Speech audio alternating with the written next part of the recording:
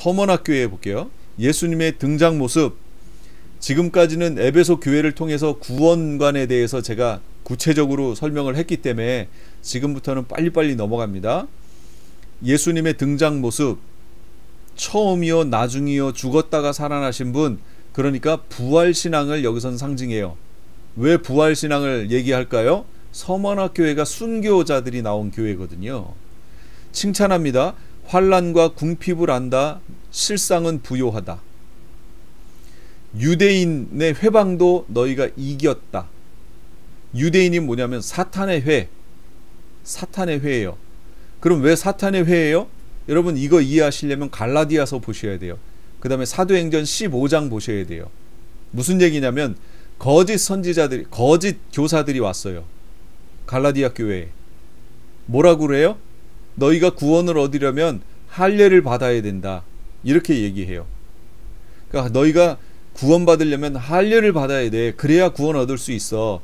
그러니까 이 말을 받아서 바울이 뭐라고 얘기하냐면 구원을 얻기 위해 무엇인가를 해야 하는 것을 행위라고 설명한 거예요. 바울은.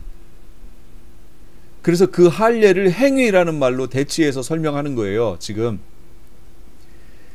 구원 얻기 위하여 무엇인가를 행해야 된다라고 얘기하면 그거 거짓 교사들이라는 거죠.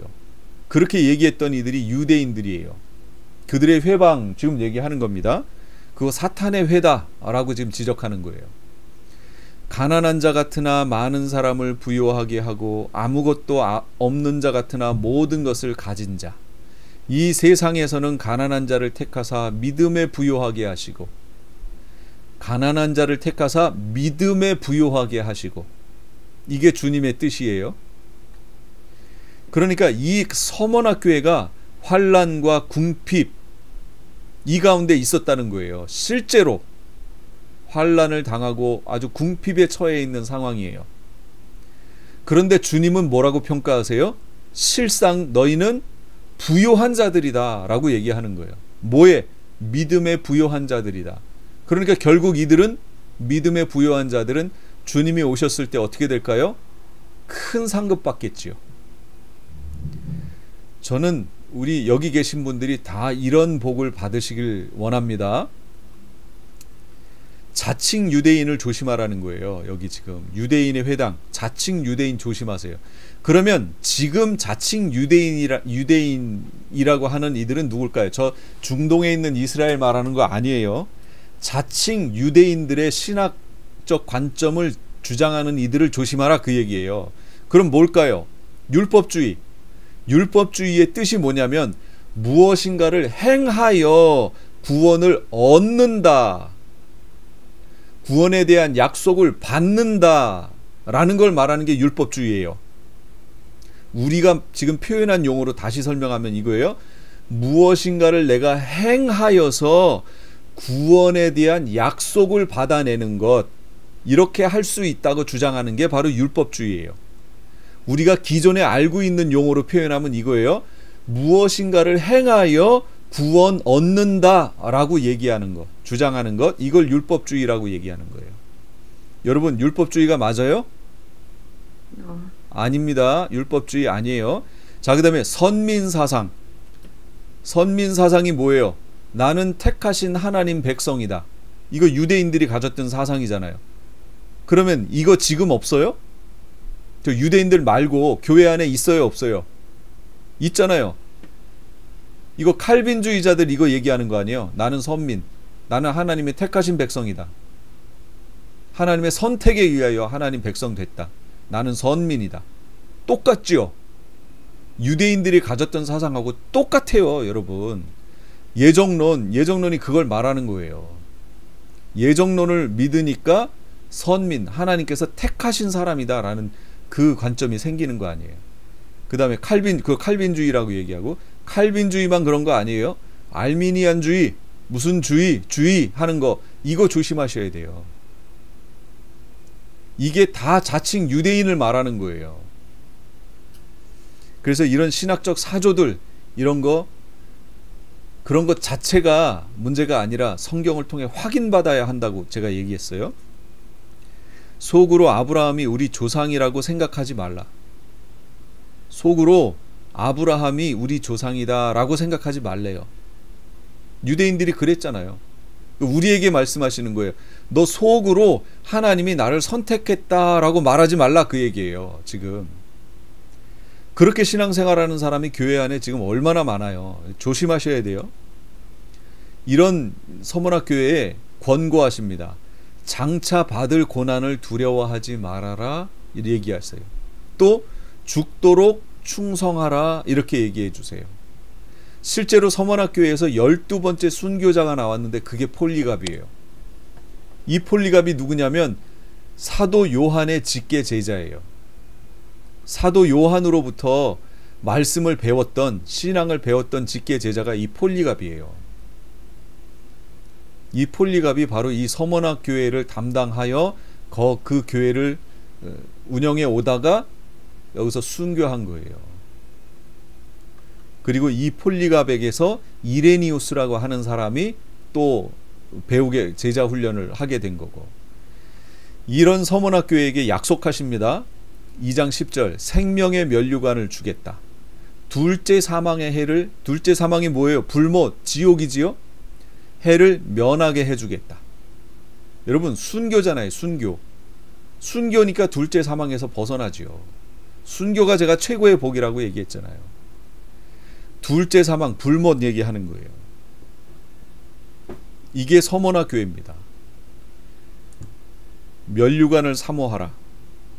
면류관은 디아데마타, 이거는 왕관을 얘기하는 것이고, 스테파노스, 이거 면류관 얘기예요. 그러니까 스테파노스를 사모하라, 그 얘기예요.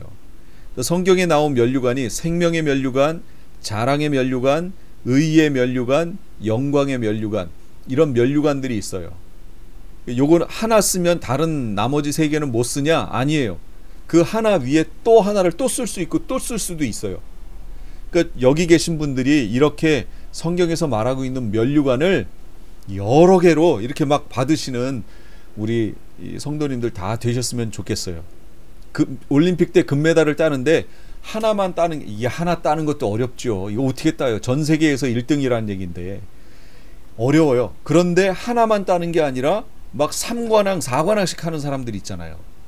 그것처럼 면류관도 여러 개를 따셔서 마지막에 칭찬 들으시는 우리 성도님들 되셨으면 좋겠습니다. 자, 버가목 교회예요. 좌우에 날선 검을 가지신 이. 좌우에 날선 검. 아니 멧돼지인가요? 코끼리인가요? 좌우에 이렇게 날선 검이 있어요? 검이 상징하는 게 뭐라고요? 말씀. 성령의 검. 말씀. 그렇죠? 그러니까 좌우의 날선 검이라는 건 말씀을 얘기하는 것이고, 말씀은 곧 진리를 말하잖아요. 그러니까 예수님이 진리를 가지고 오신다는 얘기지요. 그러니까 그것과 연관되어 있는 무슨 일이 벌어질 거예요. 버가목 교회는. 자, 검은 말씀, 진리, 거룩, 판단 얘기예요.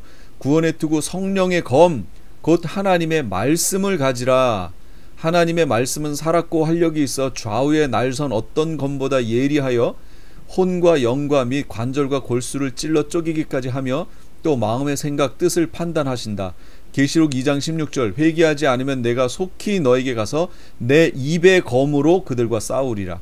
그 입의 검에서 예리한, 그의 입에서 예리한 검이 나오니 그것으로 만국을 치겠고, 그 나머지는 말탄 자의 입으로부터 나오는 검에 죽어요.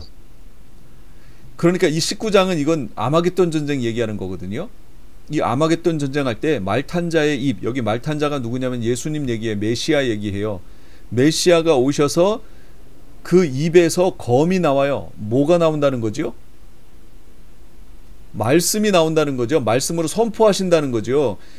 메시아의 선포에 의해서 아마겟돈 전쟁을 하러 왔던 사람들의 눈이 그 속에서 썩고 이 혀가 그 속에서 썩고 서로 자기들끼리 치고 막 이래서 다 죽어버려요. 스스로 자멸해버려요.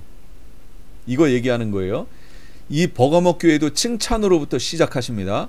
사단의 권좌가 있는 곳에서 충성된 증인 안디바의 순교 장면을 보면서도 너희가 예수 이름을 굳게 잡고 믿음을 배반하지 않았다는 거예요. 순교 장면을 보면 다 흩어져 도망갈 듯한데 도망갈 법 했는데 안 그랬다는 거예요. 이 버가모 교회는 거기에 예수 이름을 굳게 잡고 믿음을 배반하지 않았다는 거예요. 이거 대단한 믿음 아니에요? 에베소 교회 8개, 여기 지금 버가모 교회, 그거와 비교될 수 없는 순교의 장면 속에서, 그 환경 속에서 예수 이름 굳게 잡고 믿음을 배반치 않은 거예요. 얼마나 대단해요. 그런데 책망을 하세요. 여러분, 이 책망하는 것들을 그 내용들을 잘 보세요. 책망. 발람의 교훈을 지키는 자들이 있다, 너희 중에. 악한 교훈, 거짓 가르침이에요. 그러니까 교회 안에서 악한 교훈과 거짓 가르침이 있다라는 것을 지금 지적해 주시는 거예요. 아니, 앞에서 예수 이름 굳게 잡고 믿음 배반치 않으면 다 되는 거 아니에요? 그런데 예수님은 그렇게 얘기 안 하세요. 온전하기를 원하세요. 온전하기를. 아까 에베소 교회 8개나 칭찬을 받았지만 하나에 가서 걸렸잖아요. 4번째 하나에 가서 걸렸잖아요. 처음 사랑을 버린 것. 이것까지도 온전하래요. 아니, 예수님은 욕심장이지요. 아니, 우리가 어떻게 이 8개를 9개 다 해요. 근데 다 하라는 거예요. 다 하라는 거. 이 버가모 교회도 이렇게 순교를 각오한 믿음을 갖고 있는 교회로 칭찬을 받았는데도 불구하고 책망할 게 있는데 발람의 교훈을 지키는 자들이 있다는 거예요. 이걸 책망하시는 거예요. 그럼 발람의 교훈이 뭔데요? 여러분, 발람 발락 얘기 아시죠? 광야 광야 지날 때 있었던 일 아시잖아요. 우상의 제물을 먹게 하는 것. 발락이 발람한테 저 이스라엘 백성을 저주하라 그랬더니 발람이 저주하지 못했어요. 결국은. 그러나 술책을 가르쳐줘요. 어떻게 해요? 저들이 우상 숭배하면 하나님이 그냥 저들을 쳐버리실 것이다. 그러니까 저들로 하여금 우상 숭배하게 만들어라 하고 가르쳐준 거예요. 이게 발람의 교훈이에요. 그런데 이게 이 버가모 교회에 있었다는 거예요. 그 안에. 무슨 얘기죠? 우상의 제물을 먹게 하는 거. 우상의 제물 그거 먹어도 상관없어. 근데 우상의 제물을 먹는다는 표현이 단순히 그냥 그거 이렇게 먹는다는 걸 말하는 게 아니에요. 우상 제사에 포함된다는 걸 말하는 거예요. 거기에 참여한다는 거. 나는 예수 믿기 때문에 그런 거 해도 상관없어. 나는 예수 믿기 때문에 신년 운세 봐도 상관없어. 나는 예수 믿기 때문에 내 자녀들 결혼할 때 가서 사주팔자 봐도 상관없어. 나 어차피 우리는 다 예수 믿어. 여러분, 그게 옳아요? 그게 발람의 교훈이라니까요. 그게 교회 안에 있다고요. 여러분, 여기서 신년 운세 보고 자녀들 결혼식 할 때 사주팔자 보셨던 분들이요, 다 회개하세요. 진짜로. 발람의 교훈이에요. 복음 안에서의 자유를 종교적, 윤리적 방종으로 바꾼 거예요. 그래서 이런 이단이 또 어디 있었냐면 빌립보서에 있었어요. 빌립보서. 바울이 빌립보 교회에 이 서신을 쓰면서 2가지 이단에 대해서 정죄했어요. 그들을 조심하라고. 하나는 뭐냐면 우리가 앞에서 봤던 것처럼 이 유대인 크리스찬들이라고 했던 이들, 너희가 구원을 얻으려면 할례를 받아야 한다 이렇게 주장하는 이들, 그거 이단이다. 배격해라. 너희는 참 할례파가 되라. 오히려 참 할례파가 되라. 할례는 어디에 하는 거냐면 마음에 하는 거다. 육체에 하는 게 아니고 마음에 하는 거다 라고, 차라리 너희가 참 할례파가 되라 라고 권면해 줬어요. 빌립보서에. 2번째 이단은 뭐냐면 이렇게 들어와서 할례를 받아야 구원 얻는다 라고 얘기하니까 이들은 뭐라고 얘기하냐면 우리는 믿음으로 구원 얻었다. 믿음으로 하나님 백성 됐다 라고 얘기하면서 이들은 믿음을 너무 강조하다 보니까 지금 교회에 나타나는 현상이에요. 율법 폐기론자들이 된 거예요. 내가 어떻게 살아도 나는 예수 그리스도를 믿으니까 구원 얻는다 이렇게 얘기하는 거예요. 이 이단이 빌립보 교회에 있었던 거예요. 이 이단에 대해서 바울이 또 지적합니다. 그렇다면 이런 말씀들을 지금 우리에게 적용해 봐야죠. 지금 우리 교회에 적용해 봐야죠. 지금 할례 받아야 구원 얻는다고 얘기하는 교회는 없어요. 그러나 반대로요, 예수 믿어서 우리의 구원은 예수 믿어서 구원 얻은 거지 라고 얘기하며 마치 율법 폐기론자들처럼 얘기하는 교회들은 있어요. 교회 안에 은연중에 노골적으로 그렇게 얘기하는 교회는 없는데 은연중에 우리의 구원은 예수 그리스도를 믿음으로 된 것입니다 라고 얘기하고 거기서 끝나는 사람들, 그 다음 얘기를 안 하는 분들, 그분들이 뭐예요? 바로 율법 폐기론과 같아요. 성도들로 하여금 혼란하게 만드는 거예요. 믿음으로 구원 얻었으면 어떻게 해야 돼요? 삶은 어떻게 해야 돼요? 믿음에 합당한 삶이어야죠. 그래서 야고보가 뭐라고 그래요? 행함이 없는 믿음은 그 자체가 죽은 것이라 얘기했잖아요. 그러므로 제가 이제부터 우리의 행위와 믿음과의 관계를 이해하려면 뭘 봐야 된다고요? 야고보가 말하는 그걸 봐야 된다고, 에르곤, 야고보가 말하는 행위를 봐야 된다고 제가 계속 얘기하는 거예요. 그러면 이게 왜 우리가 지금 뭔가 행위와 믿음이 틀어져 있느냐? 요 관점이 바울 서신을 봐서 그래요. 그런데 바울 서신도 제대로 못 본 거예요. 바울이 말하는 그 에르곤 행위라는 단어의 용도를 잘못 이해한 거예요. 교회가, 지금 교회가. 그게 잘못 보고 있다는 것을 제가 심화 과정 속에서 다시 언급을 할게요. 구체적으로 발람의 교훈은 우상의 제물을 먹는 것, 이걸 말하는 거예요. 우상의 제물을 먹는 것, 행음하게 하는 것, 구원받았으므로 이 세상에서 어떠한 행위를 해도 무방하다라고 가르치는 것, 교회 안에서. 요거 안 됩니다. 안 돼요. 베드로 후서, 만일 그들이 우리 주 되신 구주 예수 그리스도를 알므로, 이제 알았어요.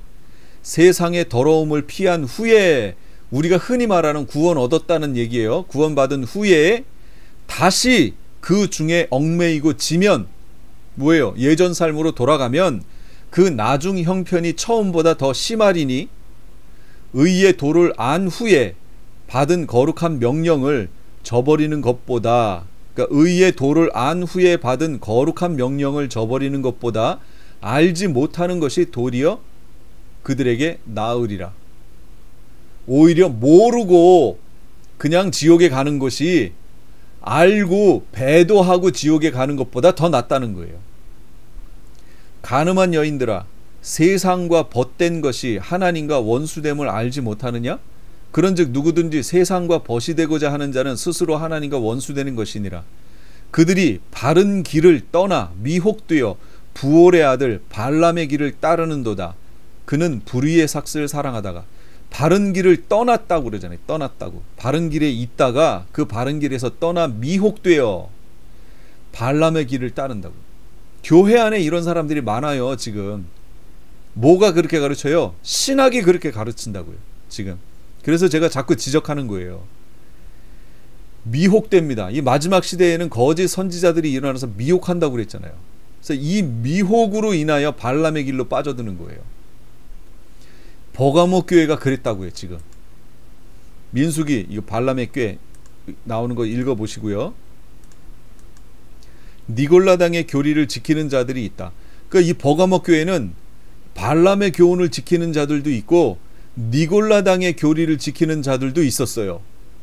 니골라당 아까 했잖아요. 영지주의, 이원론적인 삶, 뉴에이지. 이원론적인 삶이 뭔지 아세요? 원리가 두 개라는 거예요. 지금 한국 교회가 이 이원론에 빠져 있어요. 교회 안에서는 아이고 집사님, 장로님, 목사님 하면서 아주 거룩한 척한데 교회 밖으로 나가는 순간 세상을 사는 원리는 달라요. 이 사람이 예수 믿는 사람이 맞나? 싶을 정도로 교회에서의 얼굴과 밖에서의 얼굴이 달라요. 이게 이원론이에요.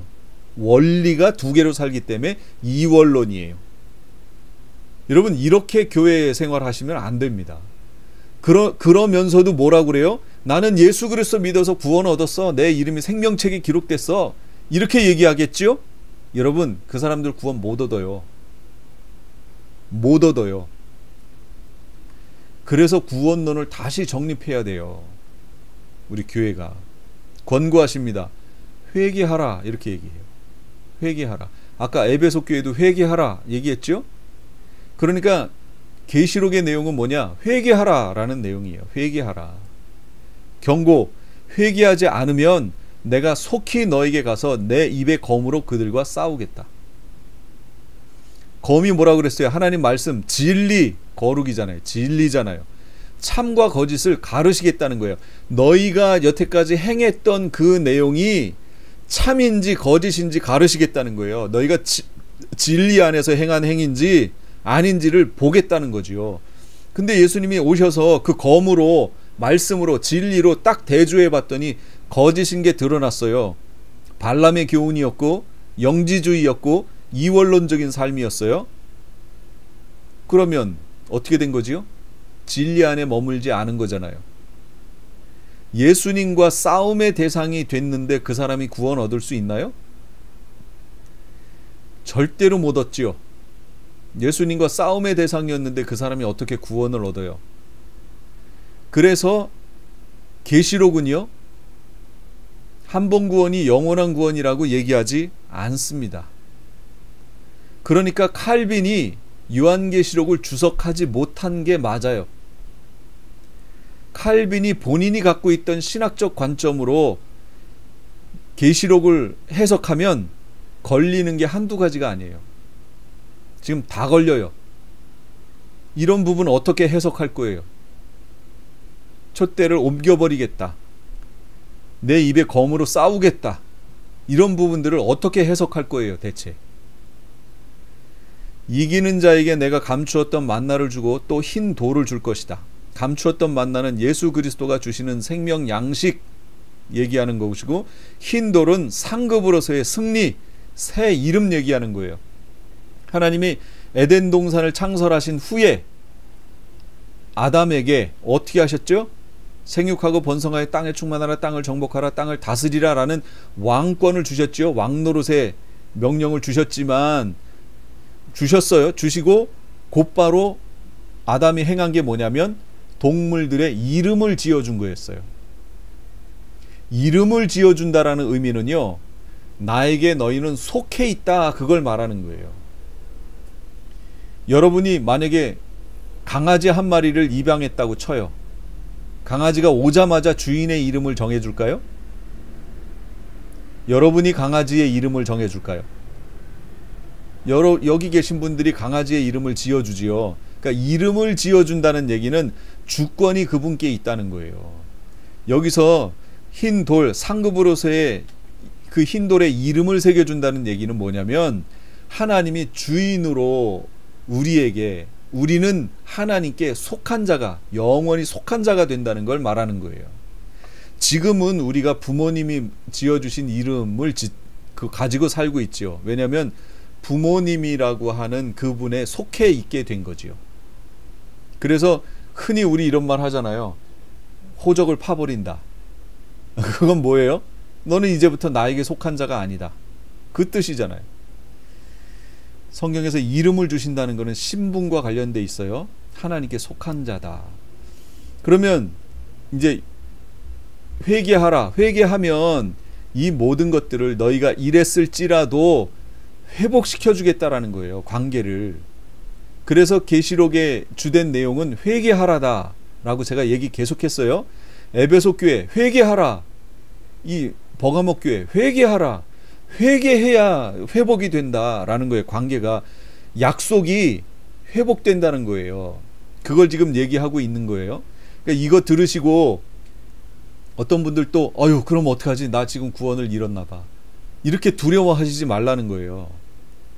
이거 들으시면 들으실수록 어떻게 하라고요? 삶을 정결케 하란 얘기죠. 만약에 잘못된 게 있으면 빨리 깨닫고 성경 계시록에 있는 것처럼 어린 양의 피에 그 옷을 씻어 희게 하라는 거예요. 빨리 그렇게 하셔야 예수님이 오셨을 때 이런 내용들을 시험 보시겠다는 거예요. 테스트 하시겠다는 거예요. 그러니까 이런 데에 걸리지 않도록, 이런 내용들에 걸리지 않도록 빨리 회개하고 주님 앞에 무릎 꿇는 삶을 사셔야 됩니다. 참 신앙인으로서의 삶을 사셔야 된다. 이거 지금 얘기하는 겁니다.